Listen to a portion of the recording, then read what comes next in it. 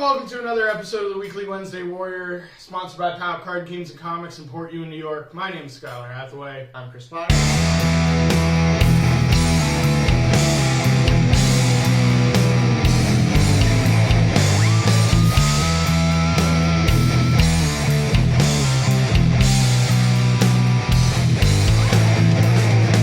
What do we got today, Chris? Today we're talking about Daredevil number 10, Local Man number 3, and Detective Comics 1071.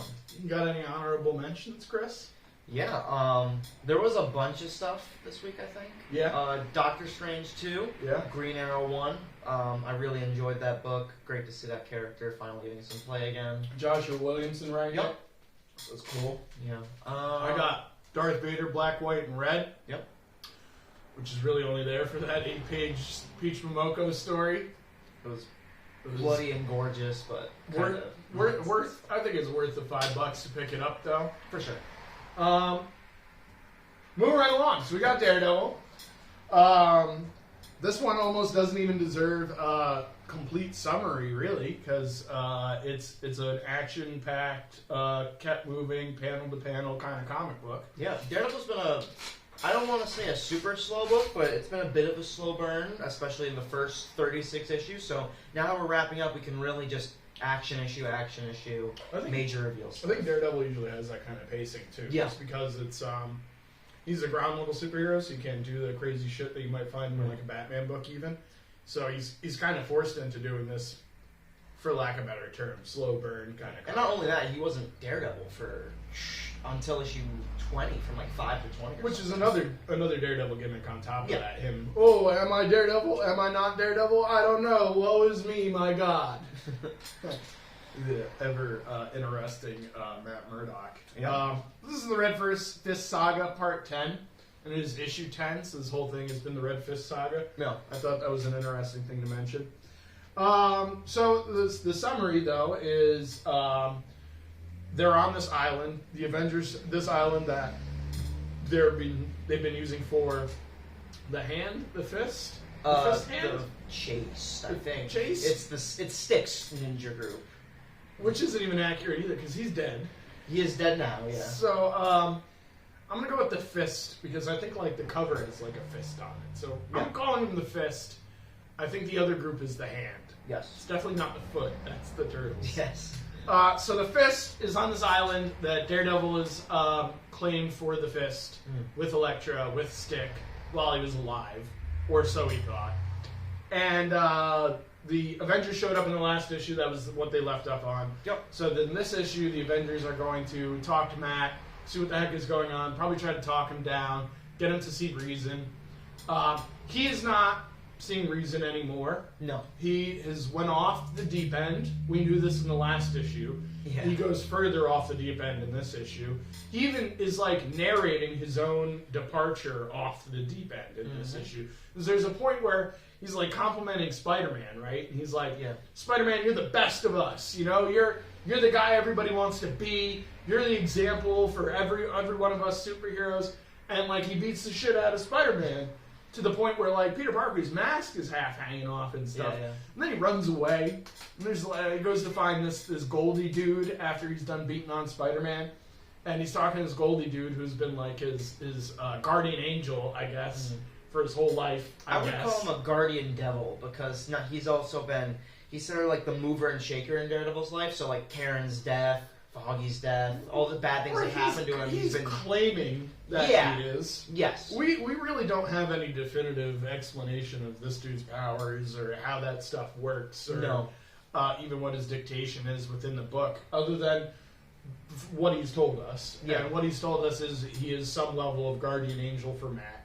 And to enact God's will. So Matt goes to find him now that the place is blown to bits by the storm winds and attacked by the Avengers and hit with Resid, which is driving a bunch of people mad. Yeah. Goldie has escaped the basically prison cell that they were holding him in, and Daredevil, in his lack of a better term, dumbassery, decides to remove the chain that's suppressing the dude's powers around his neck. This is at the end of the book. And right after he does, Goldie's like, okay, I'll help you or something. And causes an avalanche by throwing a single pebble Yeah. onto some snow. And the avalanche drives the Avengers off of the island because it's an avalanche. It's going to destroy everything. And Spider-Man wants to save Daredevil, even though Daredevil just beat the shit out of him. And Spider-Man does not. And Daredevil goes down in the avalanche. Yeah. Did I miss anything summary-wise? One thing, major secondary character in this book has been Elektra. Elektra fights the Avengers. She gets we already kind arrested. of went over that. She gets arrested. She Yeah, gets that's what I was arrested gonna by say. Captain America. And the Avengers. I didn't even see that coming, too. I thought she was going to, give Cap the 1-2 and get the heck out well, of there. the dialogue would invest that. She's having like all this. She has a couple of really good lines about Steve, like fighting for his flag but not fighting for anything. Yeah. She's giving him like a real good verbal talking to, and then Yeah. fights Black Panther for like 2 pages. Yeah. Gets the crap beat out of her, and then Captain America knocks her out, Yeah. arrests her Yeah. pretty quickly. I definitely see why the Avengers would be mad at Daredevil. For sure. He's kind of been And doing some they reckless have stuff. almost none of the puzzle either, because Daredevil's been trying to act entirely on his own, mysteriously. Mhm. He's even taunting them somewhat in the issue where he broke all the prisoners out. He like leaves footage in there of him like on the camera, so they know it was him. Yeah. They know he's coming. Yeah. He deserves everything he's getting in this book, Yeah. even if he thinks he doesn't. Yeah. I thought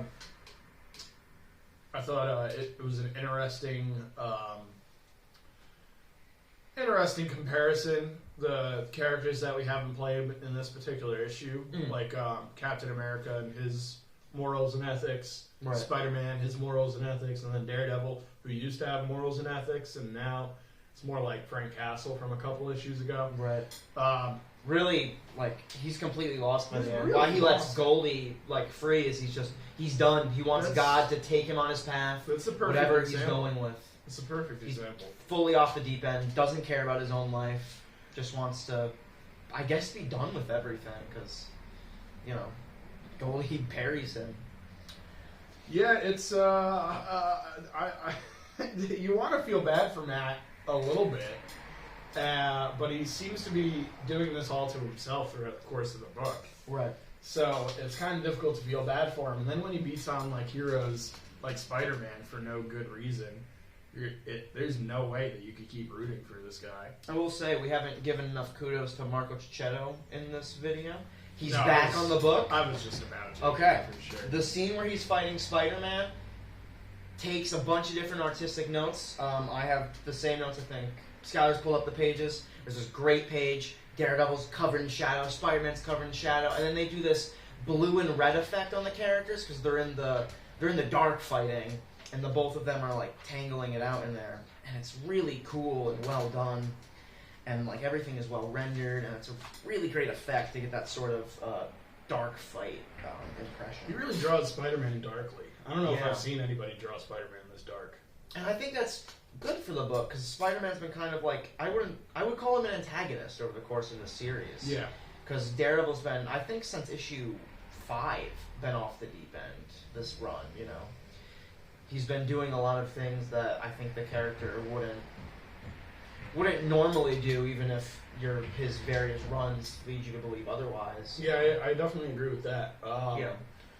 There's a quote. This is why I opened the book. I'm going to read this directly from the book because I thought this was really strong writing. Yeah. Daredevil's talking to Spider-Man right about before they're going to beat each other up for a little while. And he says, Daredevil says to Spider-Man, "We break laws to put them in prison where they sit and stew and get worse, never better, while we run around and fight each other, waiting for them to leave their cells again, darker, more desperate." He's talking about how these superheroes don't do anything effectively, which is totally true. If you read comics, the only reason half of these titles are still going is because the antagonists keep on escaping the clutches of our protagonists. Right. It's kind of a dumb superhero gimmick after a while when you realize that. So this is kind of like a fourth wall joke a little bit, making fun of itself. Right. But Daredevil's whole thing is this Red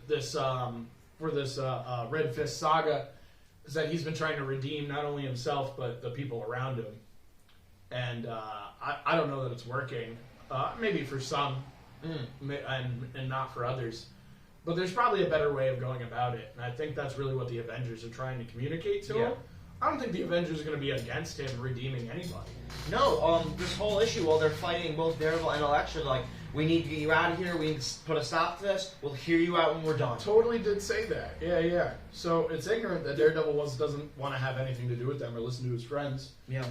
Sticking to the Spider-Man theme here, there was a really good Jurassic Park joke. Oh, yeah, I actually wrote it down. You wrote the Yang Sad joke down. Yeah. Amazing. You thought releasing a dinosaur was a sound idea. They made 6 movies warning against this. Which I don't know that Spider-Man even has time to watch movies, but I feel like this might be like a little thing that maybe Zdarsky took from the modern Spider-Man. Yeah. Because modern Spider-Man makes a bunch of movie references all the time in those films. Right, and this is a really heavy issue for Spider-Man as a character, so getting a joke right out the way, establishing his character, establishing the usual tone of his character really helps to, when there's a shift, you can tell there's a shift. Yeah. And while Spidey is getting his butt handed to him, Daredevil says he's the best of us, but Spider-Man has always been naive. I think that's accurate, but also like a shot at Spider-Man. Yeah. Like from the writer, I'd even say, I think that Spider-Man has his moments. Sometimes he is not naive at all, and he sees through it all, and he's the detective, and he figures shit out. And then other times, he's giving, similar to what Daredevil's doing, he's giving the bad guy the benefit of the doubt, and he's trying to give them the opportunity to redeem themselves, and always bites him in the butt. Yeah. So for Daredevil to say something like that, it's almost hypocritical to the point of ignorant. And I think that's the point. I think Zdarsky is one of those people who has a really good voice for Spider-Man, knows a lot about the character. That's for sure. So I think, when he's writing something like that seems a little ignorant, it's more talking about the character who is saying that than Zdarsky's own opinion on the character. Yeah, and keeping consistent with that, Spider-Man always fights for what he believes is right. This whole time he's fighting Daredevil just to hear Daredevil out, really. Yeah. He's not fighting to take Daredevil down. He's fighting so that Daredevil will stop fighting him. Right. And calm down and go with the Avengers so that they can do this on better terms, not on some ninja assassin island in the middle of nowhere. Yeah, there's a great moment where Matt he's kind of play acting and he convinces Spider-Man that he's the weight of everything has finally come down on him. He starts crying. He's like, "Oh, Peter, please help me out."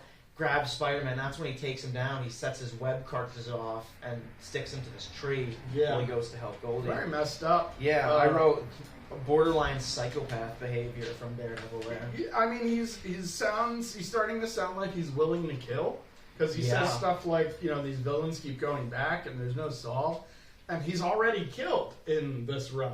Technically, it was last run, but if he's already killed, and he showed remorse for that kill for issues, but he still did it. Yeah. He's crossed over that line.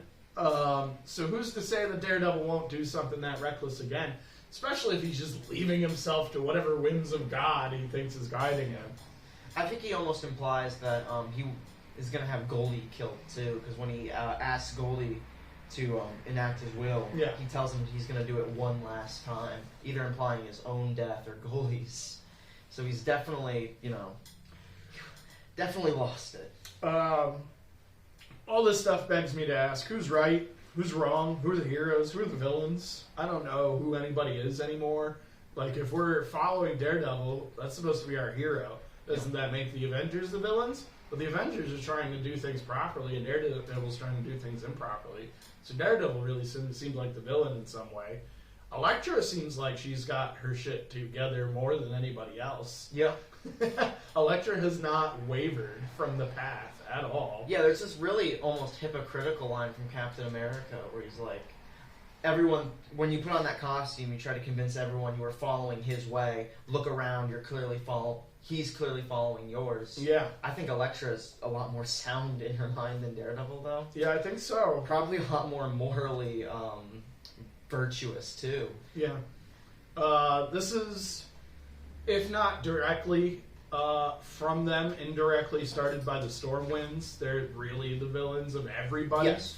So I think that kind of levels out our other characters so that we can accept that Daredevil is still a hero as well as The Avengers being they're the bad. ones keeping them in the dark, keeping the prisoners rioting.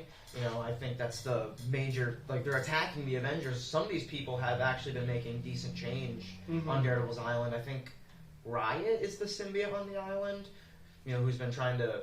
She's been sort of feeling more comfortable with herself over the course of the book, and she attacks Captain America in this issue. Yeah. Completely is lost to the symbiote again. Yeah, she gets put down real quick. Oh yeah. There's Chris was talking about the art and compliments from Mark Cicchetto, and I wrote down that the action was real good, the speed lines are really good, the weather, like just the snow falling the from the sky. environments. That was something I really noted when he's fighting Spider-Man. The rock textures he's able to get, and that scene when he's fighting Spider-Man, like that snow forest. I thought the trees were rendered beautifully. Yeah, shouts to the good.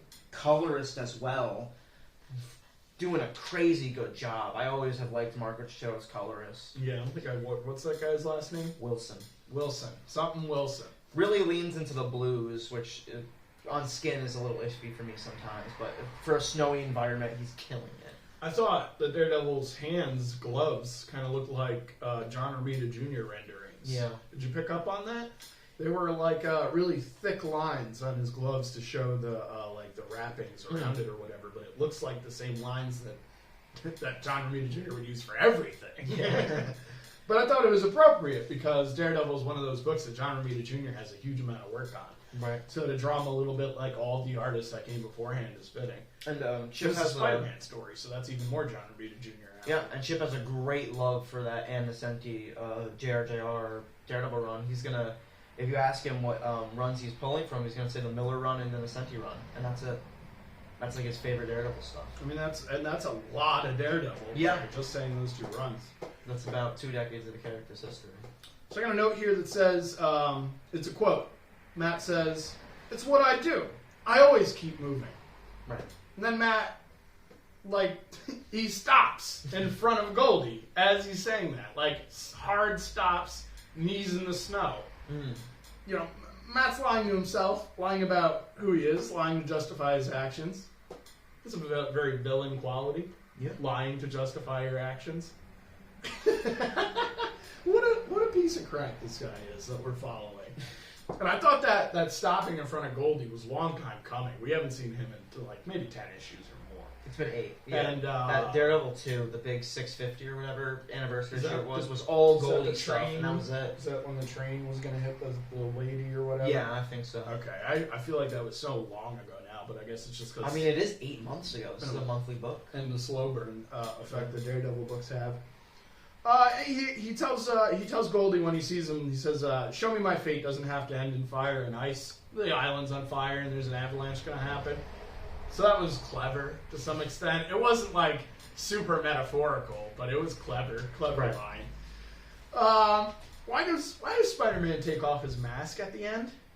Doesn't that literally make zero sense? He's surrounded by villains. Oh, well, yeah. I think it's just... There are windows on that plane. Yes, but I think it's the same reason they do in, like, the movies. They can show more emotion on Spider-Man's face. And in the end of that issue, he's, like, really straining to keep the plane together. His mask was already half off. Yeah. Why do you need to take the whole mask off? You can show plenty of emotions with half a face. You know it, I know it, we've seen it in movies and Yeah, but comics. it's probably easier to do. Why with the does face. Spider-Man? This is where me and you really. This is our deviation here. You think Zdarsky writes a great Spider-Man? I don't think he knows how to write Spider-Man for his life. The only times it seems like he's written Spider-Man properly was in Life Story, which, like, I hope that he wrote Spider-Man properly in Life Story. Yeah. But outside of that, I don't think he's written Spider-Man properly once.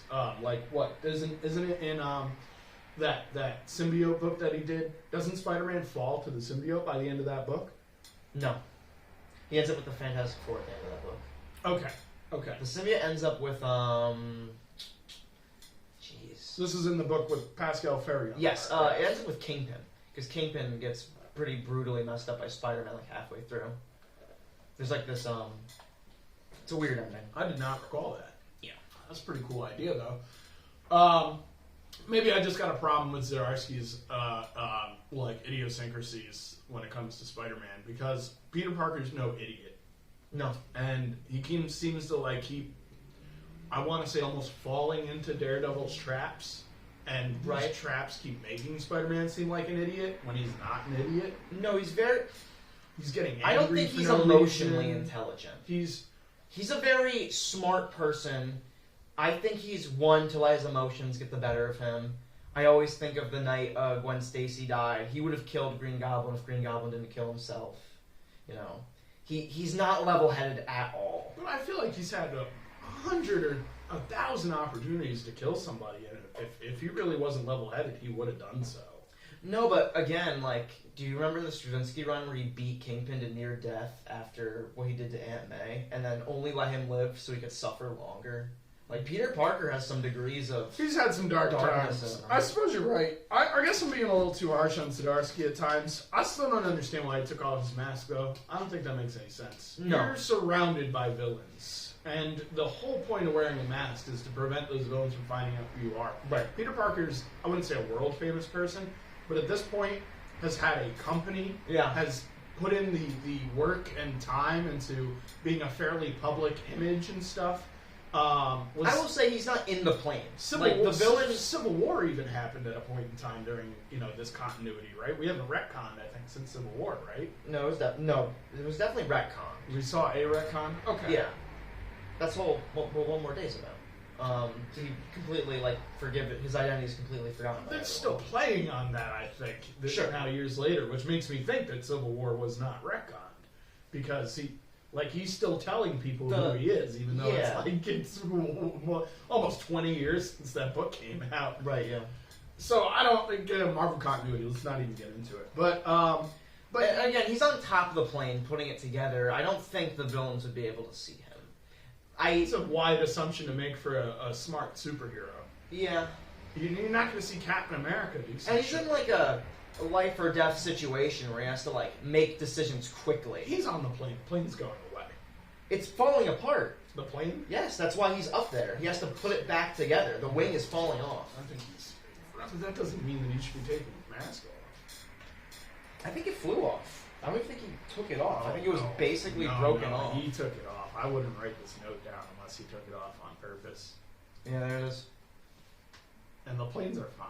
I know what you're saying, over here he doesn't need to go and help the plane or whatever. Yeah. But by the time he takes his mask off, he's got it together and shit.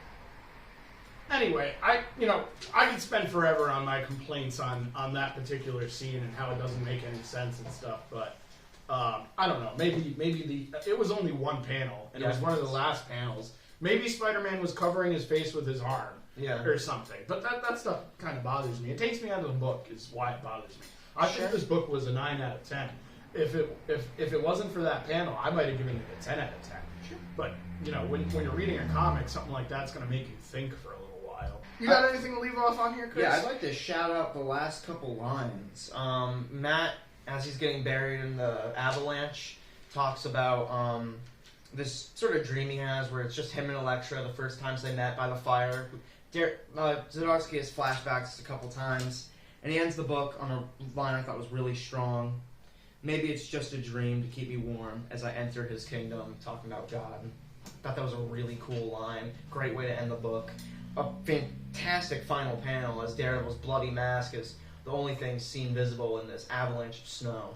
I thought it was fantastic. They could literally end the run here if they wanted to. And Daredevil here. It would be ballsy, but they could literally just stop this book. It was pretty great. Shall we move along? Yeah. All right.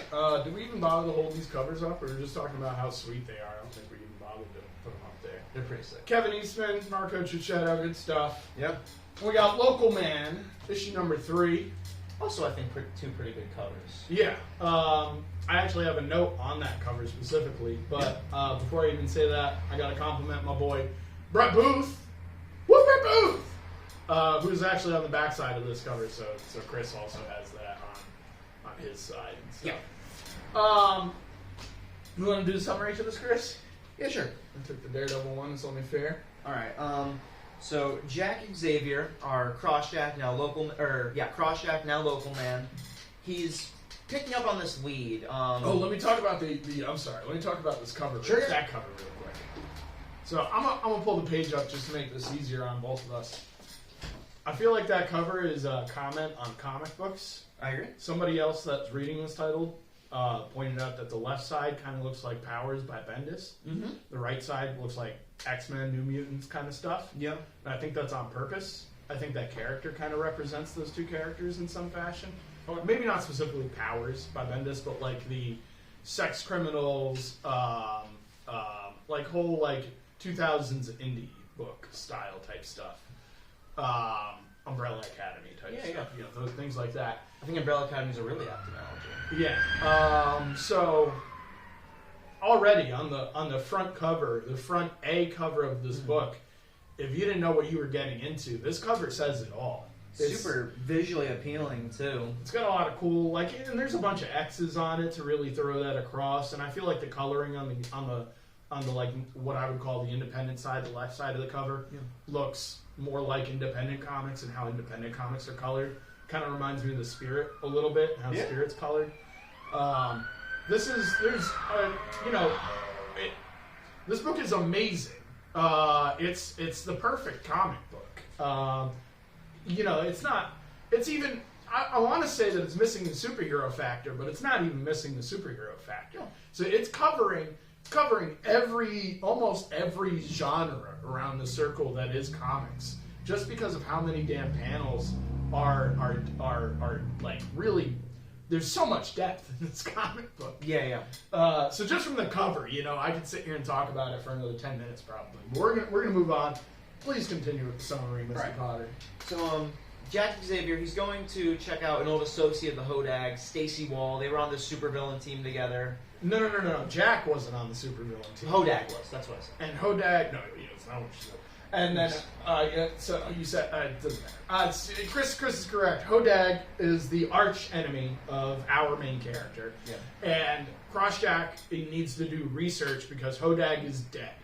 And he feels like it's his responsibility to figure out who the person who killed Hodag is, because if it wasn't for Crossjack, Hodag probably wouldn't be in this situation.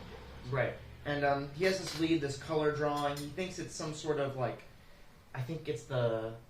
thinking of detective. It's some sort of god engine or something. He got not the drawing. So the drawing is an emblem that is supposed to represent the people that are looking for. And I'm going to call it the Thalamus engine, even though that's the thing that's in Detective. Yeah, that's what I wanted to call it. Because I can't remember what the heck it was called. But this engine thing, which I think is oddly similar to the Detective thing, I think it also bends reality. This engine thing is seemingly what Hodag is trying to send hints to Crossjack about, on some level. It's also mentioned in the first issue in the backup story, and then mentioned in an A story in issue 2, as well as the A story in issue 3, and then I think the B story in issue 3 on top of that. Yeah. So this engine thing is going to be some level of important. And the piece of art that Chris is talking about came from Hodag's mom, the last issue after Crossjack went to visit her. And the drawing is of an emblem, or so Crossjack thinks. The emblem that's supposed to represent this evil squad of villains you see on the B side, the flip side of the cover. Right. So he goes to see the Desolators. Yeah. Okay, cool. This one is The Fright. That's what he goes to see. She's doing this book tour. I think her book is called Wall to Wall or something. Her name's Stacy Wall. Her name's Stacy Wall, and it's the 7 Ways to Redemption or something along those lines. And she seems like a televangelist to me. In the way, not in the way that she's religious, but in the way that she doesn't believe her own hype, but can act well enough to believe her own hype. And she's selling this book, and this book is really targeted at people that have problems in their own lives and need to figure out a way to get out of it. Right. One of the lines she has is before Crossjack even walks in, she's sitting there, she's signing her book. It's after a discussion, a panel discussion she had at this college-looking building or whatever it is. And the people are now in line to get their book signed after the discussion. This lady says, "Oh, you've changed my life with this book. I don't know where I'd be with this book. Thank you so much for your help." And she says, "Let the book help you for another 20 pounds, honey." Because this woman is overweight. So it's just this woman is a piece of shit. Yeah. And is using her fame and her powers, therefore, to gain her influence and gain her money. And so that's what really reminds me of the televangelist is I don't know if those people are ever faithful to what they're talking about. Right. But they're there for the money. But they're totally there to make to take advantage of the people that believe in their hype. Right. Please continue. Crossjack is going to check her out because she is a book tour locally. Farmingdale. In Farmingdale. Seems a little coincidental to him. And he talks to Stacy, and she reveals that the symbol that Crossjack has from Hodag is actually a Villains Anonymous group, sort of like an Alcoholic Anonymous group called the Faceless Horde. And it's what goes on the little coin thing that they get handed out, just like in Rehab. Mm. And Rehab token. And Stacy was his sponsor, so she's in town both to sell this book, get this book signed, but also to go to his funeral, pay her respects. And mostly she was in town to be his sponsor and help him out. She came to help him out, and then she's also just now here for the funeral. She used the tour as a way and a reason to go and visit Farmingdale. Yeah. Which is creative. Mm-hmm. And Jack, that's about all Jack finds out here. Decides to leave on his way out, on his way in. Well, he's accusing her when he shows up. Yes, and she shoots that down immediately, basically by laughing at his ass. Yeah. There's a really good panel when she's laughing at him too, where it starts leaning into the supervillain. Background gets really sketchy. It's almost like a charcoal cross-hatching type stuff. Yeah, but it's almost like the Inga panel from issue 1. Then she immediately tells him all this information, shoots him down, makes fun of him a little bit because Crossjack, he's been feeling really bad about his relationship with Hodag after he talked to his mom and learned how much the Hodag respected him. Asks what he thought of if he talked about him in these meetings, and Stacy tells him, "Yeah, you did. You weren't very popular among the rest of us, but he had this reverence for you. Yeah, you were certainly more popular than Camo Crusader, but that's about it." And she says Hodag put this guy up on a pedestal, even that Crossjack was not to be confused with the other people on the Crossjack. No, he cared more. Is what Hodag which is interesting to hear from. And he was in pain. That was the number one thing that I think Wall tells him. She tells him he could always tell that Crossjack had a sort of pain that they did. So made Hodag far more relatable than he has been for the past 2 issues. Yeah. And she even said, I think, something about how he grew a photographic memory after being beaten to near death. Right. So could remember things really well, and that's where the sketches are coming from, is that he would draw whatever he could remember, at least to the best of his memory and stuff. Right. And his abilities. Yeah.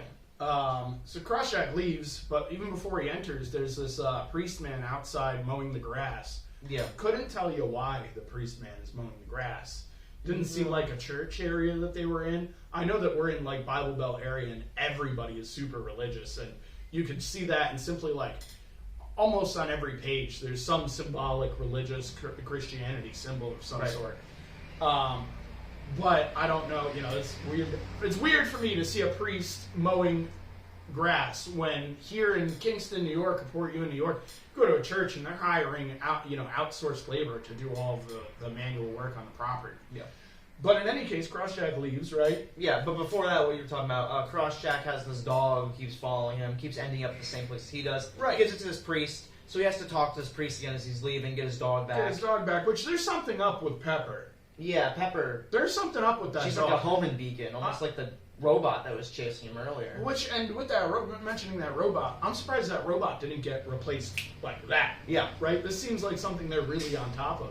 He destroys the thing in the last page of the last issue, and then there's no replacement in this whole issue at all. Right. Which tells me that maybe CrossGen found out and is letting him do his thing for a while. I don't even know. Maybe it just didn't report back, or nobody noticed it was missing. Maybe CrossGen is too busy being superheroes or something like that. In any case, Chris is right. He's leaving and stuff. He goes to collect his puppy back. Yeah, and on his way out, he thinks he's going to do the father a favor and tell him that God's real, because he ran into him in this ridiculous crossover event that we see later in the book. And he says that he owes the father because the priest was willing to watch his dog and stuff. So he's trying to tell him this. The priest can't hear him for anything. He's mowing the lawn. The cars are... He's got headphones on to prevent the noise. Bunch of cars, whatever. He goes to cross the road, doesn't notice a car is coming. Jack Xavier saves him. Takes him out of the way. Drops his dog first. Yes. So that the dog doesn't get hurt or anything. And then the priest lands on his ass. The headphones are off. And the first thing out of the priest's mouth is, "Did you say you met God?" And Crossjack's like, No, I didn't meet God. Yeah. Yeah, he's decided he's already done this priest a favor. He doesn't need to tell him anymore. Or that it would just be too confusing and hard to explain. Mm-hmm.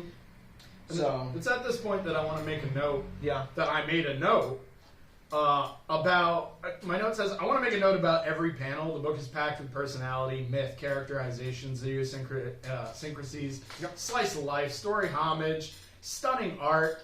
I really could every panel in this book. This is why I keep on chiming in on Chris's summary over here, is because this thing is packed with so much stuff. If you miss something, you're going to miss out on a whole bunch of other stuff that comes out of it. Tim Seeley uses every panel. Yeah. Even one of my favorite things, and I was going to talk about it later, is his interactions with his Uber driver that he's slowly picking up. Yeah, they're hilarious. It's like one Uber driver in the whole town, and he hates Crossjack. And it's this. Well, everybody in the town hates Crossjack, and but this guy specifically, because every time he sees Crossjack, which is often, at least once an issue, flips him off and goes, "Fuck Crossjack." Crossjack, and poor Crossjack has no other way to get a ride, so has to constantly call this Uber driver, this redneck in a truck with a gun. The first page was so funny because he's wearing his mask. So the truck driver's pretty sure it's Crossjack, but doesn't quite know. So he drops him off and delivers a really unenthusiastic "fuck Crossjack." He doesn't know if what he's doing is right or not. Yeah, the Uber driver's clearly not the brightest. No, and he picks him up later too in broad daylight. He's not even wearing the mask anymore. No, well, you gotta make your money. Yeah. And especially since he's the only Uber driver in town, he's got to pick up whatever comes. Yeah. So, but we're gonna call this the local man outfit. Yeah. Because it makes more sense that way. And that mask is hilarious because the truck driver may not have seen through it, but this girl, Stacy Wall, doesn't even acknowledge the mask. As soon as we don't even see Crossjack in line, we see Stacy Wall, and then she starts talking about Crossjack and how it's an honor, totally sarcastic, it's an honor for you to take your time out to come and see me and go to my book signing. Yeah. You're such a big figure, Crossjack. And she's totally taking the piss out of him. And he's wearing his full local man outfit, and she can tell exactly who it is, I guess, probably just because, like, his... What other superhero is in Farmingdale? And not just that, but later in the book, Inga starts to mention that, like, he's got, like, a six-pack still, and he's built and stuff like that. Yeah. So, obviously, he's probably got this posture about him that you can notice anywhere because he's been popularized as Crossjack.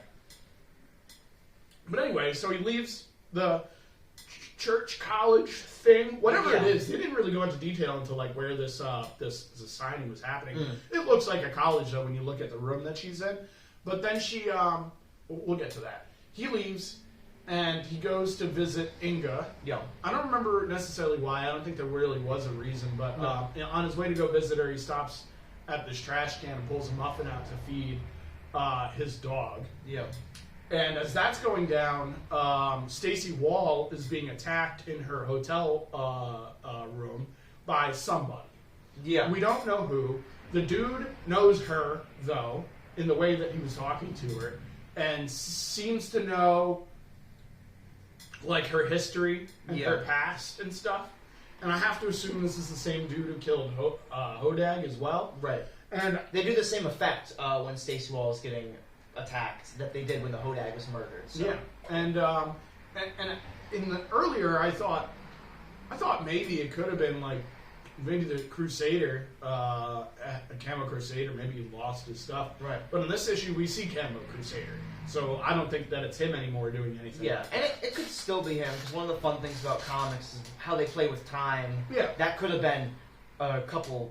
That could be hours later. You know. Although the timeline actually wouldn't add up now I'm thinking about it. You're probably right. I think that he's in this issue for us to quell that possibility. Yeah. And I want to compliment the art at this point, too. You were in a town called Farmingdale, and Farmingdale is like your most, they call it flyover country. I think they even say that in one of the issues. Yeah. It's like very normal middle America, not a whole lot going on. And the colorist and the artist, Tony Fleeks is the artist. I don't remember who the colorist is. They're doing it might even be Tony Fleeks. Yeah. They're doing a great job because there are a lot of dull colors throughout the comic.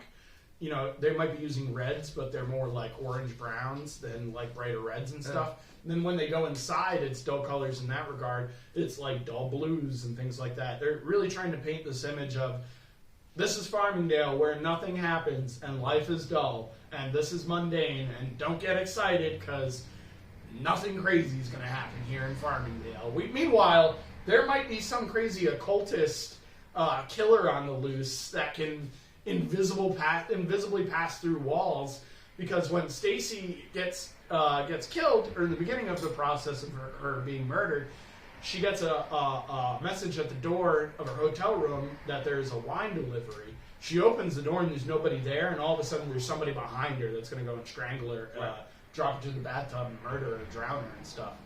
She was also in the process of asking her other self, because she's like The Fright. she's kind of like, let's compare her to another hero though, kind of like Legion maybe. I would go the Sentry, like the Void in the Sentry. Like the Marvel Sentry. Yeah. Isn't he just Superman? No, he's got like another personality that's like a dark half to him called the Void. It's like his own. That's the whole gimmick of the Sentries. He's just Superman, but he has General Zod that he becomes into. Okay. So he's his own greatest supervillain as well. I was thinking like a Venom thing even. Yeah. Just pretty apt. less even more of a symbiotic relationship between Stacy Wall and the Fright. But it's some kind of cosmic horror too, and some sort of level of all-knowing, because Stacy Wall asks it about Hodag, which you have no idea about unless it had some sort of omnipotence. Yeah, and she's looking for an answer that will quell all the questions that Crosstrack was asking her earlier. Yeah. Maybe even with the intent to tell Crosstrack at the funeral that's coming.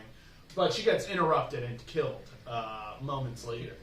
Cut back to Crosstrack, who's at Inga's, who walks outside to dump out more muffins in the trash. Yeah. She says that she's training a new batch of bakers and stuff like that. Crosstrack's cool with eating some garbage muffins. Yeah. And they start talking, and he's updating her on what's going on in regards to his progress and finding out what's up with Hodag.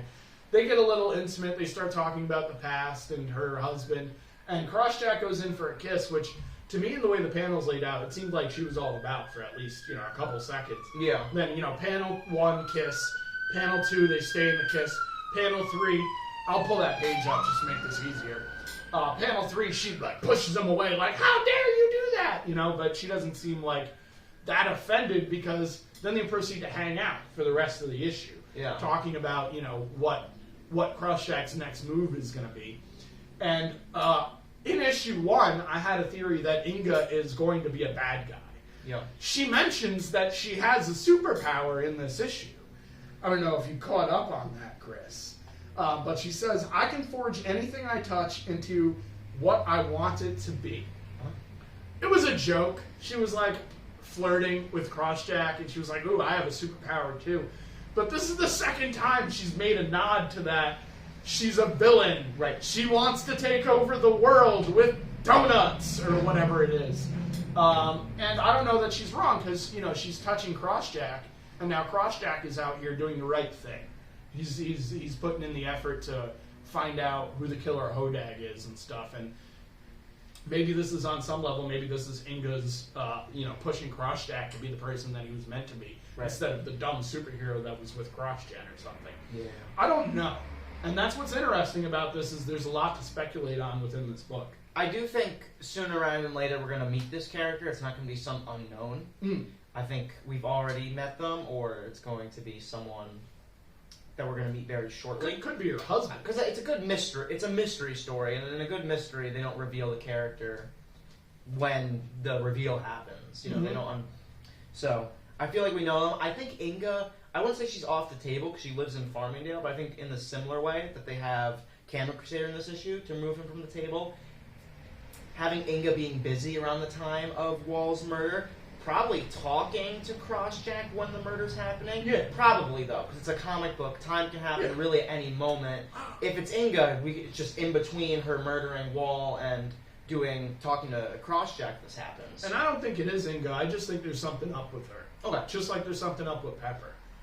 The fact that we're playing with a thing that could shift reality to this engine or whatever, for all I know, this could end up being a dream, or some of these people might be in his mind and not actually be like metaphorical representations. Maybe CrossGen got beat in that first issue, and And Crosscheck's inability to remember what happened is reversing the situation to make it look like Hodag is the one that got beaten and is dead. Meanwhile, this is like Crosscheck's trip on his deathbed or something like that. Right. I don't know. I have no idea. This is all crazy speculation I'm going into now. But Chris, you want to finish up the summary there after they talk to he talks to Inga. Yeah. They're talking. He's talking to Inga about her husband. She's like, I have a husband, kids. I'm not mad, but I have other things. I can't date you. Mm-hmm. And her bringing up her husband, puts this idea in Crosscheck's head. He's like, oh, the quarry. Something about the quarry is gives him an idea about what happened to the Hodag. The detective that she's married to was going about his day after he had questioned Crosscheck, and one of the things he needed to do was go and check out the quarry. Yeah. And that's what reminds Crosscheck that the quarry. But we don't know why the quarry. Yeah, that's what I'm trying to. We have no idea why that's a place that Crosscheck needs to go and check out, but I guess we'll find out in the next issue. So yeah, he gets back in this Uber driver's truck, going to the quarry, and then cut back to Stacy Wall, still dead, but the Fright is alive or activated. It's still around doing its thing. Yeah. I That's where we end the issue. took a note on Oh, that's right. There's 2 more pages of the Camo Crusader at the CrossGen HQ. Yeah, we cut to Camo Crusader. Because the other thing, as Crosscheck is leaving, he gets thrown a newspaper at him, and it shows the local man saving this priest. That's the headline on the yeah. newspaper. Local man saves And that's priest. the same newspaper Camo Crusader gets. Immediately puts, that's Crosscheck. Again, what other superheroes in Farmingdale? He's going there personally to deal with him. So those last 2 pages are Camo Crusaders working out, carrying a cross across a room. Yeah. And they show him with that his costume on too, and he's got a tattooed cross all across his body in yellow down to his toes. And he's interrupted by the invulnerable woman, who I'm forgetting the name of at this moment, but he makes a good joke about how they always send this invulnerable woman to him whenever it's bad news, presumably because she's invulnerable. And he says that they always send her invulnerable hide, and the panel that we got is a shot of her butt on the right and a shot of Camo Crusader on the left. I'll pull that up just because why not? And so then the comic ends after he gets this news that Crosscheck is not listening to anything that they've said, and he's not surprised by this because apparently Crosscheck's bad at following orders. No. And so Crusader says that he's going to go and take care of this personally, and then we really end on the death of Stacy Wall, and then the inner hand is the Fright still talking to something. Yeah. Did you catch that Jack might be like 40 years old or older? It makes sense. Zynga He talks- has to be. Because I'm assuming he was a superhero in the 90s. It's been 20 years since then. He's got to be like 40-something. Because Inga says something about her meeting her husband in her 30s. Yeah. Which it doesn't say. The way she words it made it sound like she could still be in her 30s. But also the way that she worded it made it seem like maybe both these people are 40 or 41. Yeah, they have kids too. Not too far over 40 years old. But around that age for sure. So I think that's interesting because that's another blank. Probably the same age Tim Seeley is, because we're playing homage to Right. Image titles. Right. The time it That's has to line up. That's what I'm trying to say. Is and that's accurate. So I think it's this is Tim Seeley's little maybe even joke on himself in his own age group. Yeah. Which goes right into this middle portion of the book, which is the letter to the editor page, or the editor's page, whatever you want to call it. And there's a quote I'm going to pull out of there, and it's after Tim Seeley starts talking about in the letter to the editor page that people are starting to have problems in superhero comics for some reason or another. I think they're talking about comics in general, and people are asking for the superhero style to be brought back. And that's what Tim Seeley is specifically complaining about. Like, what even is that? What is the superhero style? I think they're complaining that they don't want the superhero style.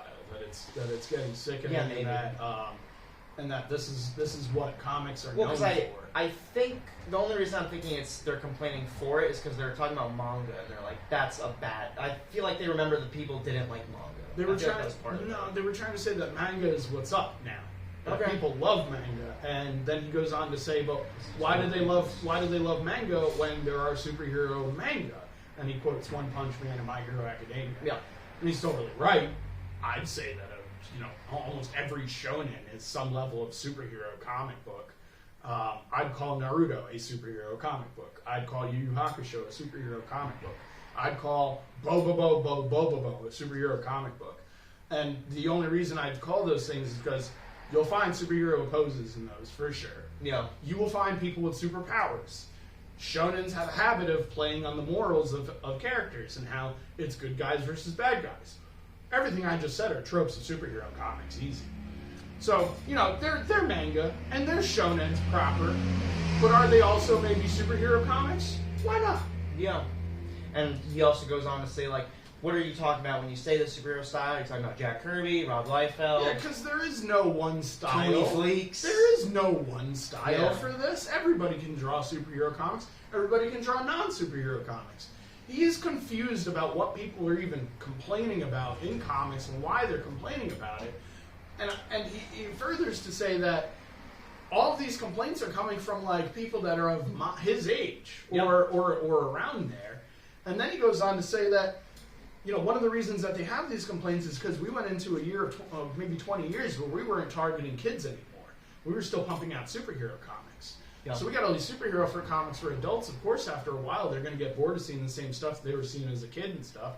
And then that's where this quote comes from. He says, there's a stunning amount of work to educate, because if we want comics to continue from now, we got to bring some younger crowd into these comic books, or they're going to die real fast. And that's also something that I was saying in the first issue. Remember, I was asking you if any kids are spending their lawn mowing money on comic books anymore, Right. And like you said, you did, right? Yeah. But you were probably one out of like 100 kids, and you could say that because the people you were going to school with weren't reading comics, No. right? So you literally were one in 100 kids that was still doing that. That's you wind it back like 18 years before your own birth. And that's how kids got comics, period. Yeah. They earned income through allowances and doing, shoddy jobs here and there, physical labor mostly, so that they can go to their local comic book store, big local in capital letters, and buy comics. There are next to no local comic book stores anymore in most of America. A lot of them have been shut down for either COVID reasons or other reasons. Right. And so, what are we going to do? We're not targeting the right demographic anymore. Thankfully, these superhero movies kind of filled that niche. And a lot of kids are growing up on these superhero movies. I'm one of them. You're one of them. And because of those reasons, we feel an even closeness to comic books. Right. But if a parent never brings their kid into a comic shop, a kid's never going to go into a comic shop. Yeah. So we really do. There's a stunning amount of work to do to educate these kids and keep them interested in comics. And if we don't do it, who's going to keep this thing alive? Which is a big reason why we're even here at the Weekly Wednesday Warrior, to keep people posted on the stuff that's good and worth reading. Yeah. You were going to say something? No, not really. Fair enough. Continuing on, he also says, it's all just comics, man. Which is a great thing. Yeah. He's talking about how people complain about manga, how people complain about superhero comics, how people complain about how comics are dumb in general. And it's all comics. Manga's comics. American comics are comics. It's all panels and words and pictures and motion. Moving right along to this backup story. Yep. Fallen Heavens, 11 of 16. Yeah, that's my first note too. It says backup is always in the middle of something. Part 11 of 16 of the mega event. Yeah. And the event kind of feels like Spawn-like. Yeah. It's got like this heaven and hell kind of thing going on too. There's a specific event I think he's actually playing on, because I remember the Image, or cartoonist Kayfabe talking about the Image guys doing. I think it's like, there's like a big Youngblood event that's called like Judgment Day or something. And they talk about Croshack is there hanging out with the hippie woman that I can't remember the name Yeah. of. Starjammer or something. It's not that. That's the team. X-Men. But anyway, they're hanging out on a roof, and he's like, we really got to get into the fight, or she says it or something, and then he's like, no, isn't that like that one team over there? And I didn't bother to look it up. Yeah. But I wouldn't be surprised if the team that he mentions is an old Image comic or something that's been long discontinued. Yep. So I wouldn't be surprised if there's a couple other teams, like Wildcats or something that are over there fighting this thing. This storyline may actually be the name of an actual storyline that happens in Image Comics somewhere, for all we know.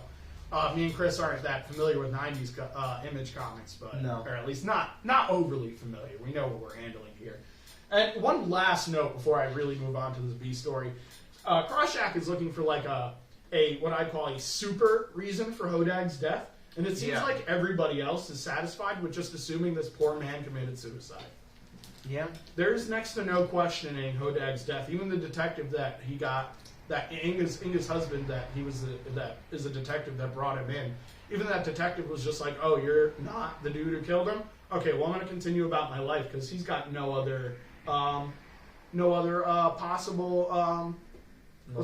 What's the person that you look for when the person might have done something? Suspects. There's no other suspects outside of Crosscheck. Yeah. So and again, Crosscheck has some level of ignorant about the real world, I would say, because he's been in CrossGen his whole life up until the scandal. You know, Hodag has been a normal person. All these people probably know the Hodag better than Crosscheck, especially because the Hodag has probably been brain dead 20, 30 years. Something because crazy. it definitely happened A while. We see it happen in the first flashback. It was a 90s comic through and through. We're led to assume it happened in 91, 92, 93 during those early Youngblood years. It's been a long time. These guys probably know the Hodag better than Crosscheck. Probably know his associates better than Crosscheck. They at least know what's up. They definitely know what's up and like why a man like that would commit suicide. Yep. And Crosscheck doesn't. Well, he knows as well, but he's convinced by the clues that were left. Yeah, and we know he's right as a reader. Right. As again, if you empathize with the other characters and their worldview, you can also see where they're coming from. Crosscheck just looks like he's trying to them just looks like he's trying to beat a dead horse, really. Yeah. Anyway, so this backup was also referred to in the A story. This is what he was trying to tell the priest that he had met God during. It was during this event. And I thought that was pretty funny. But this event really doesn't matter at all in this backup. It's fun. There's a line where they say that, you know, Cameron Crusader is so intimidating and scary. Only he would go down to actual hell to fight the devil. Capital D. And it's at this point that the hippie girl that I can't remember the name of, the superhero hippie girl, is like, well, you might not like Camo Crusader, but he likes you a lot, and he wants you to like me as well. And Crosscheck takes that as an opportunity to sneak in for a kiss, basically. And he does, and she seems to be about it. And they kiss for a moment, and then Crosscheck's like, wait, you're married, we shouldn't be doing this. Yeah. And then she's like, no, it's fine. Look, the devil's in the sky, the hell is here, we're all gonna die. And then the backup story ends. Right. So it's just like the first moment of adultering that he does. And it seems to be equal parts his fault, her fault in this situation. And it could be done during a better time, but who cares if hell is coming down upon the earth? Because we're superheroes and we got this handled. We don't have to worry about this kind of thing. Yeah, and great thing, again, Tim Seeley isn't wasting any part of this comic book. Even this part I initially thought was just going to be silly flashbacks, show what Crosscheck is really about, what his heydays were. All of them have been to establish things that happened in the past, character relations. None of these are wasted. No. They're all great. I don't really have anything else to leave off on there other than like mentioning that I'm still surprised that the Skeets device didn't show up, or like an error code didn't get sent to one of the CrossGen people to let them know that thing got destroyed. Because that's how they're gonna like bring the lawsuit against them if they need to. So I'd imagine it's heavily monitored. Thank you. But you know, I guess I got a gripe with Daredevil. I got a gripe with Local Man. Yeah. That's fair for me to have. Gets a 9 out of 10 instead of the 10 it should have had. You're lacking some explanation here, Tim Seeley. Needed 2 more panels. Tony Fleeks is doing a good job on the A story. Tim Seeley's doing a good job on the B story. The art is not lacking at all. No. It's one of the best parts of the book is that the art fits the story that's being told so well in both sides. I've been really impressed by Tim Seeley's backups. Because he's actually, Tony Fleek's doing a really good job, but I think Tim Seeley is the one who has come across more diverse through these backups. Because they're all different styles of comic book. Didn't know he had that much range in him. Tim Seeley is an amazing artist. I know. And I've known that for a while, just because when he was writing Nightwing, I asked him to sign my blank Batman book and like do a Nightwing symbol. Homie drew Nightwing in the book. Yeah, and it was great. I've seen it. It's stunning. That dude, I don't know where he got his drawing chops, and I don't know why he's not doing more drawing. I guess to focus on more writing and stuff. But dude is a fully capable comic book creator. He grew up with those Image guys. I imagine he wanted to be like them. When Yeah. he was starting up. And that tracks. And a lot of his, all of his beginnings ended up in indie comics as well with the Yeah. Hack Slash series. And it's still going in a bunch of indie comics right now, like West of Sundown. And he actually had a book that came out this week that I should have thrown on honorable mentions, which is Money Shot. Oh. Hilarious. It just came back. So I'm excited for that too. But anyway, we got anything to leave off on Local Man, Chris? No. Sweet. Moving right along to Detective 1071. Chris got the Steve Eagle or Cagle cover. Yep. I got this Ivan Heiss cover. Natalia Al Ghul and Batman on it. Talk about the cover. I do want to talk about that cover. Okay, these stories have been very. It's going on a play structure, almost a theatrical structure. So I Yeah. really enjoy that these covers are all theatrical. They look like not even movie posters, maybe like 30s movie posters, like play posters. I would even go. I'd go further than that. They similar to play posters. What they really remind me of is like Noir. culturally Eastern artistic expressionism. Okay.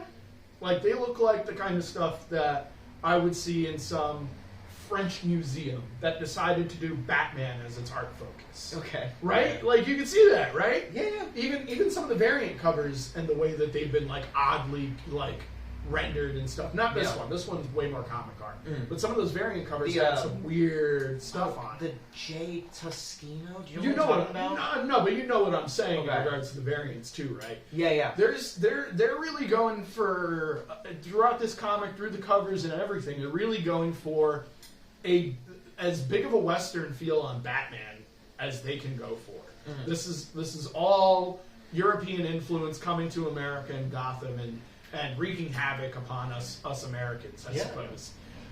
And even further about that cover, did you see the homage? No. It's to this guy Toppy again. After Toppy. Remember there was an interior homage? The interior artist is not Steve Cagle. No. So two different artists have homaged this Toppy guy, and I don't know who he is. There's a third page in there that homages this Toppy guy. I wonder There's if a that's... 2-page spread. I wonder if that's Ram V. Because it's maybe something he's calling from Sending for the serious narrative. art direction. Yeah. It's very possible. Because like this completely different artist. I mean, I guess maybe he's picking up on it from the last 2 issues ago. Or maybe they both have a appreciation. Or my thoughts are maybe this artist died recently. Okay. And so it's in the forefront of all these artists' brains. Or maybe the subject matter is really close to maybe another book that this artist has done. Right. And so they're trying to... I don't have an answer to this question, and I don't think I can find an answer to this question because I looked up this guy Toppy and I really couldn't find much about him. It's only a last name in addition to that too, so I don't have a first name to look at either. But in any case, moving on here, you want to tackle the summary? I'll chime in. Sure. So, book opens. It's sometime in the future from where we left off. If you don't know, last issue, Batman was talking to Talia al Ghul about the orgams. Still Their talking history. in this issue. Yeah, but I'll get to that. So we've cut ahead. Batman, Nightwing, Cassandra Cain. They're looking at this building. The organs are opening up, and they're saying like they're gonna make a move, looking down on this thing. They're that's on a open. tall building. And yeah, There's again, a bunch of guards. we're not going to be talking about Stefano Raphael's the first one. Yeah, he does the first Yes. 2 pages. We're not going to be talking about him much throughout this book, but pretty strong opening, really great architecture, some great backgrounds, City characters background. look good. City background was They're stunning, crazy. and it was really well colored. But the artists on this book are Stefano Raphael, Ivan Heiss, Eduardo Pansica. Then on colors we got Brad Anderson, Adriano Lucas, and there's 4 or 5 different inkers. Oh well. So this is a 11-man title, Yeah. and it's obvious when you read it that there was a lot of work put into this book. Yes. And it feels episodic, and it feels like an animated story in a way, in that form of episodic. And similarly to an animated show, there is always but there's always a team of people that work on a show. So this feels just like, in a way, to me, maybe an adult version of what not the animated series was, but could be. Like Okay. if we took the Batman animated series, brought it today, and made it for adults, I don't think it'd be an anthology style anymore as much as it would probably try to go from what we knew in the animated series and then use stories to drive the rest of the series forward. Sure. Yeah. This is me theorizing, and most of these comics are definitely, most of the people that are working on these comics have seen the Batman animated series. So whenever I get that feel that this is any level of episodic, I'm always reminded of the Batman animated series. Yeah. And because I have such a huge appreciation for that and a huge appreciation for this, tying those things together weren't that difficult for me. Yeah. And Ra's al Ghul is one of those characters that had a lot of time in the animated series, and I'd argue not as much time in modern Batman comics. So, so seeing those ties also, keeps that fresh in my mind. Yeah. I guess he died during Shadow War, though. Yeah. I don't remember where I saw that. I feel like Ra's al Ghul is constantly dead. Because I wanted to correct you. Because I was like, oh, there's all that Damian Wayne stuff, son of Batman. I was like, wait, no. He's dead during that, too, I think. And then he comes back for something, and he dies again. He showed up in that Damian Wayne book, but it almost didn't even feel like Ra's, because he was on this island, meditating. Oh, I'm not talking about Robin. I was talking about, Son of Batman, his first appearance. I don't even remember why I thought about it now. Something you made say. Even that, though, that book's like a decade old. I know, but I think he was dead then, too. That's why I was thinking about it. So Ra's al Ghul is... He's perpetually dead. Dead, in the biggest quotation marks I could possibly make. Yeah. A character has constant access to resurrection is dead. Either way, we move on from that flash forward. Something's happened with the organs. They're making a move. The timetable's moved up. Oracle makes a note. Batman's like, you wanted to be cautious about this, take some time to plan. He's like, we can't. We have to go now. They're making a move. He's been planning for, I'd say, an issue and a half, because he keeps on getting his butt handed to him otherwise whenever he goes to tackle the problem. He doesn't have the strength of Solomon Grundy, who can punch the Arzum out of his own face. Yes. Oh my goodness. That's something we did not talk about in the last review. No, that was great. It was great. I thought I had missed something because of this opening, so I went back to the last issue. Yeah. And I got to that point. I was like, oh, I remember this. I didn't even remember it. I got to reread that issue, and I was like, how did we not mention this in the review? Yeah. But anyway, continuing with this comic. So we flash back now, I guess, to Batman and Talia. They're having tea, and the only reason I mention that is the page is gorgeous. Yeah.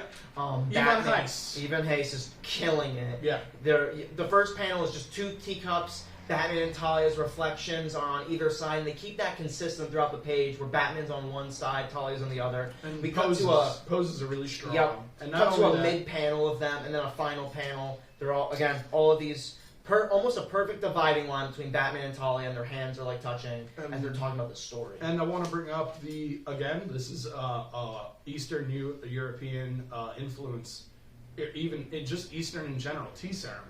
Yeah. So important in that kind of culture, and I wrote down the word sacred. And this is a mother and father talking to each other that share not only a life but a son on something very serious that has affected their family effectively.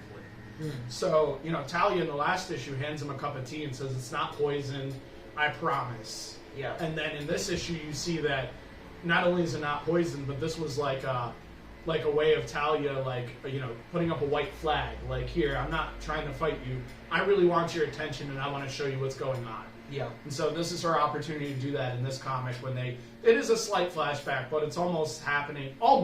That's supposed to be the present, I should say. Yeah, I was just noting there's a time difference. Yeah, the beginning two issues of this comic, the last two issues of this comic, basically show us the same exact stuff. Maybe a panel forward in the last two pages.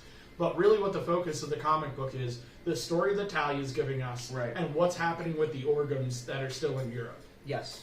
And that story she's telling Batman is of the lost city of Airham, and this tragedy that happened between the Queen of the Organs, this guy Zedhan, and Ra's al Ghul in the past. Yeah, and it's set in this desert story where culturally these two tribes have been warring against each other for such a long time. Yeah. And this marriage... There's an arranged marriage almost to unite the two families. The tribe of the sand and the tribe of the wind. The nomad tribe of the sand, notably. Yes. I think they say the tribe of the wind is settled down. Yeah. Meanwhile, the Cyan tribe is nomadic. And the reason they're nomadic is because they're kind of trying to get away from this like lost city, and that's why the Organs have married into this Sand tribe. The Organs want to reclaim the. They want to reclaim the Sand tribe.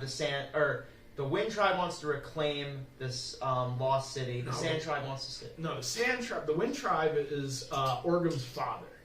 The Wind tribe is the tribe that came out of the city. You later find out in the story. Okay. The Sand tribe wants the city because they don't have proper ground or lay. Because it's the father who goes back to reclaim what he owns in that city, even though it's the woman, the mother's ambition. Even though she doesn't tell the husband that she actually wants the city, so she tells Roz, kill the dude while he's in there, so that our tribe can take over instead of the tribe of the Wind. Yeah, it's kind of more or less summarized the story, so I'll move on. There's more important stuff there. There's, alright, so that is more or less the story, I guess. Is there's a lost city. There's two married people that they're joined, right? They're trying to do the joining of tribes. And the mission that the husband is being sent on is to reclaim something that needs to be saved. Is the real important beat here, because Arzin goes to Arkham trying to do the same thing. He's trying to give his son something to inherit, I think. That in addition as well, yeah. And one of those, and the things in the city that are so important to the tribe of the Sand that wants it, is there is a like Lazarus kind of thing in there, as well as something that will allow them to tell the future. Some serious power that could help a nomad tribe become the powerful, civilization amongst the entire world. This lost city was some level of magical or mystical. Yeah, and really great poetic dialogue where they're explaining the story. I noted the first dialogue to begin the story is, for on the night of their wedding itself, the tragedy was begun. A lot of stuff like this, really poetic, really literary, great dialogue, or great narration throughout the issue, I should say. And then again, I'm gonna talk about this guy Toppy that we were just talking about. Pull up this double-page spread over here that kind of shows the beginning of the story. I don't know why this is homage, but it's a beautiful double-page spread. Yeah.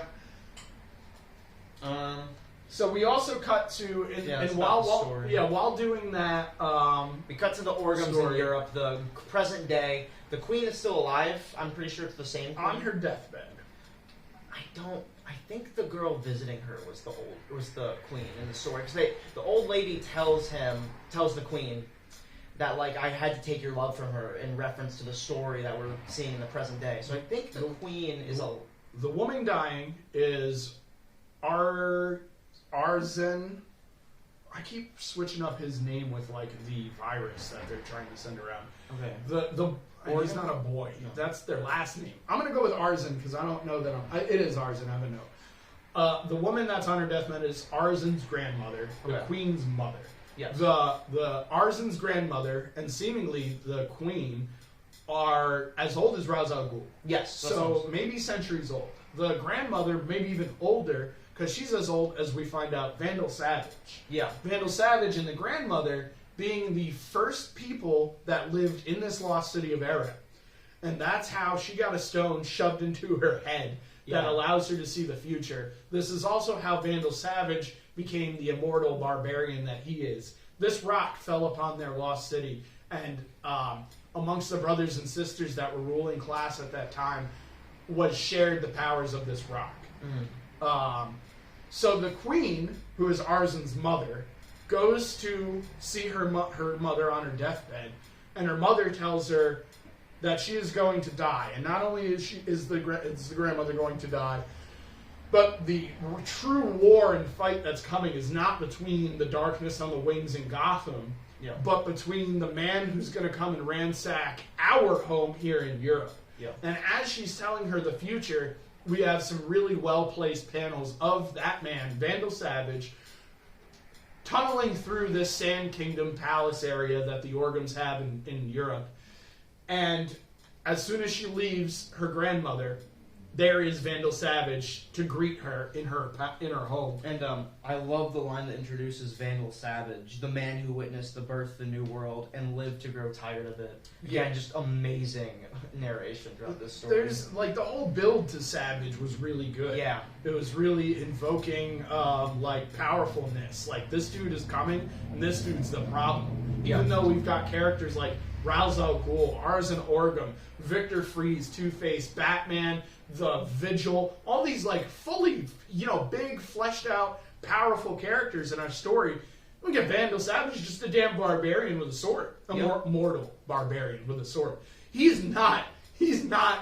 If I was to put Ra's al Ghul up against Vandal Savage, this could be my Batman bias. I'd put my money on Ra's al Ghul, but Vandal Savage is just as much of a threat as Ra's al Ghul is realistically. They're very similar characters. I'd argue Ra's al Ghul is a better person than Vandal Savage. For sure, Ra's al Ghul has altruistic motives. Yeah. Vandal Savage is just the POS. just a conqueror, yeah. Yeah, just a real crappy dude.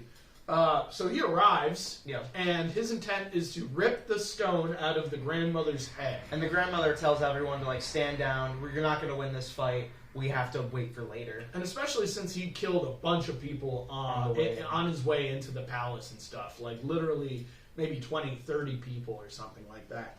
He rips this stone out of this woman's forehead/brain. I'm going to pull this page up, too, because that was totally sweet. And metal, and then there's like there's this real trippy page that I showed you before we opened the episode. Yeah. Do you remember why that trippy page was there? Can you describe what's happening? Yeah, it's a nightmare with purple and blue. There's like I remember what's happening. Okay, so we cut back to Talia, who is finishing up her summary of Batman and of what had happened to of what had happened in the past that she is telling Batman. And in that summary, she describes that her father, Ra's, killed Arzen's father and took the Lazarus stuff from the lost city of Aram and, just left. And there was a portion where Raz was fighting each of the Orgum's teammates. Right. And Talia describes all of their weaknesses that Raz found that Batman also found. And on that page was this awesome art, super well colored. I don't know if it's Adriana Lucas or Brad Anderson, but I'm pulling it up. And it showed like the fortune teller serpent lady, that's the mystic that's with Arzen. It showed the werewolf dude, and it showed this other dude that I can't describe. The Ten-Claw, the Flesh Crafter, and the Serpent. Yeah, all three of those guys, and then it shows them running away with what would be the actual Belvis engine. Yes, and that's the only thing he loses. And that's the only thing he loses, and he loses it in the process of fighting these people so that he can escape with the Lazarus juice. Yeah. And, oh man, there's some great textures on that page too. There's at the bottom the like serpent lady has like weird like circle textures in her shadowiness. Really trippy looking stuff. After that, it pretty much wraps up. We cut back to Batman in what I'd call the near future or present time. Yep. And he's proceeding to go and take a look at the opening of the Orgum building or whatever it is, the Orgum Gala or whatever. You think I missed anything there? No, that's it. It was not a quick issue. It may be a relatively quick summary. No, and one of the reasons I wrote down some of the dialogues, I think that's so much of the enjoyability of reading this book, the theatricality of it. You have like a page and a half of notes. Yeah, and we're going to skip over most of this anyway. I had like a half a page. That's because half this is quotes, so I'm not going to read anymore. But the real reason why I have so little notes is because if I gave the last two comics... I think the plot is really simple, but it's done very theatrically.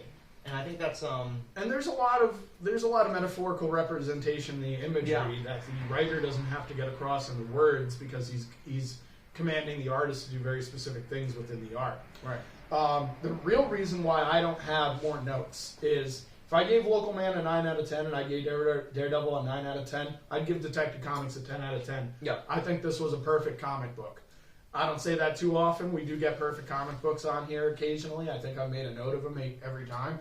I don't have a single complaint. Our second perfect Ra's al Ghul comic, I would say. Yeah, everybody was well written. The villains seemed scary. The art was perfect. They brought on 3 different pencilers for this to make sure they got that across properly. Yeah. It lifted the weight off of the other artists so that they could really focus on the stuff they wanted to do. There's a lot of imagery on these pages as you go through it. There is so much in the panels, and there's just like the ability of the artists that they have working on this book are almost past masterful to the point of maybe these guys can do this like like secondhand nature. Like Yeah. they're juggling a Batman epic right now, and they're delivering amazing lines and art on this page that I don't even know is required of them in any other title than any of these artists are working on. And I'm going to give some of the credit to Ram V just because of how synergistic these three are. He must be giving them notes about what everything means, what he wants the pages to mean, as well as to look like. I'd love to see his scripts. Yeah. I'd love to see how... I imagine they're somewhat dense. I'd love to see how much Because with three people, this level of... They're all stylistically different, but synergistic, just because of what they're showing, how they're showing it. And then the colors, too. Yeah. The colors. And again, there's like 3 or 4 colors. I can't imagine. It's 2 colors. Oh. There's 3 or 4. There's 4 or 5 inkers. I can't imagine the colorists are taking notes from Rand V. Usually, colorists do get scripts. They have stuff to reference if they need it. But usually a colorist is taking their notes from the artists. Is trying to see what the artist wants their page to look like. But I'd say all the way down to the colors on the page, everything might be dictated by Rand V in this situation. Because the art is stunning. I don't need to continue to talk about it. You got anything to mention? Sure. I think in the end of the issue, Talia sort of sells why Batman is so desperate. She tells him, she's explaining what the Arkhams are going to do, and she says they're going to make you choose between saving the city or its people. Or at least that's what she thinks, because Talia is obviously a fan of history repeating itself.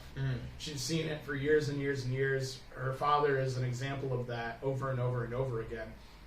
So she's really trying to be some sort of soothsayer to Batman in an effort to save him, to get him more prepared for the battle to come.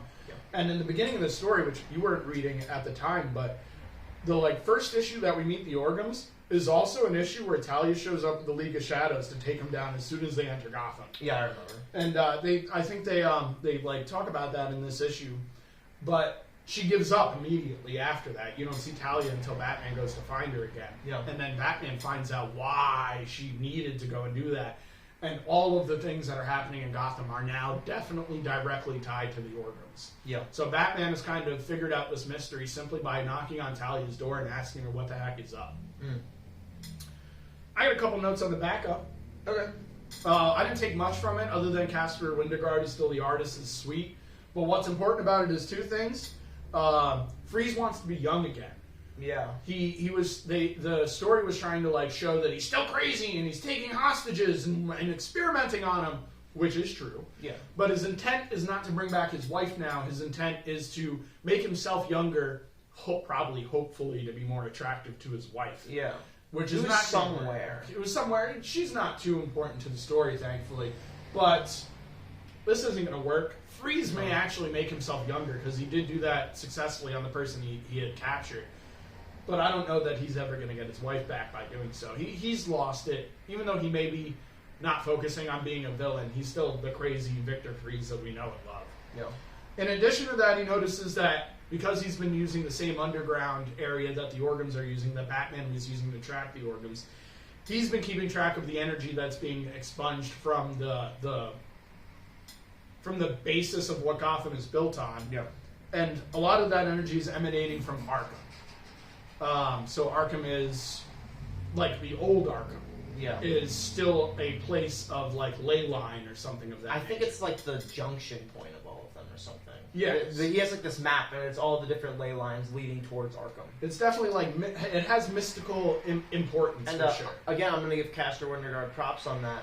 That entire backup is blues and rainbow tones, rainbow tones together in a really cool way, not neat, cool. Yeah. As a color. Yeah. Except for that panel where there's these nice orange ley lines. It makes it really important and stick out. Are they orange? I thought they were blue. That's not even worth maybe looking into. You got anything else to add here, Chris? No. I think we had a great week of comics. Yeah. I wasn't necessarily even looking forward to reading this week for personal reasons and stuff, just because I was so busy. Yeah. But it's really sweet when I do get around to doing the reading and stuff, and it reinvigorates my love and interest in comics all over again. And Daredevil was great, and Detective Comics were great, but it's really Local Man that keeps on reminding me of why I read comics, why they're the medium for me, and why I feel so married to them in my life and how they influence my I own a comic book shop. Yep. So, you know, I really want to give these books some really high praise. I think that the industry is kind of leaning towards independent comics on some level at this point. I'd love to see like a market share of how, like, what books are selling. I bet it's probably 50% DC Marvel, 50% other, you know, which is shared by a lot of different indie companies. But I don't know that Marvel and DC are selling. I feel like I've as many seen titles. that market share, and it's a lot more towards Marvel and DC than you think.